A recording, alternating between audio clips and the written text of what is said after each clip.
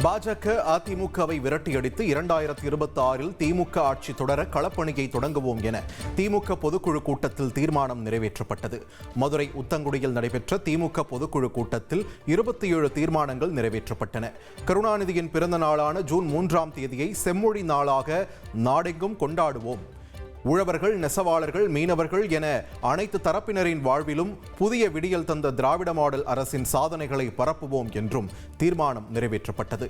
ஏழை எளிய மக்களை வதைக்கும் நகைக்கடன் கட்டுப்பாடுகளை ரிசர்வ் வங்கி உடனே நீக்க வேண்டும் என்றும் தெரிவிக்கப்பட்டது. தமிழ்நாட்டிற்கு தர வேண்டிய நிதியை தர மறுக்கும் மத்திய அரசுக்கு கண்டனம் தெரிவிக்கப்பட்டது. ரயில்வே திட்டங்களில் தமிழ்நாட்டை புறக்கணிக்கும் பாஜக அரசுக்கு கண்டனம் தெரிவித்து தீர்மானம் நிறைவேற்றப்பட்டது.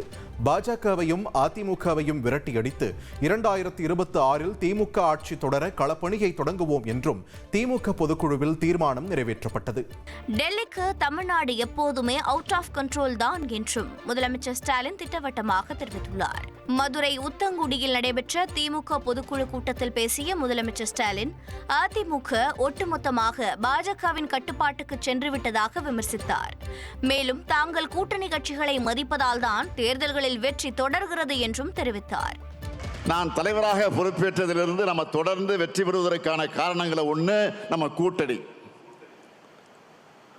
2017ஆம் ஆண்டு முரசொலியினுடைய பவள விழா நடத்தணும். அதிலிருந்து நம்முடைய பயணம் தொடங்குச்சு. எதிர்க்கட்சி தலைவராக இருக்கக்கூடிய பழனிசாமி என்ன நினைச்சார்?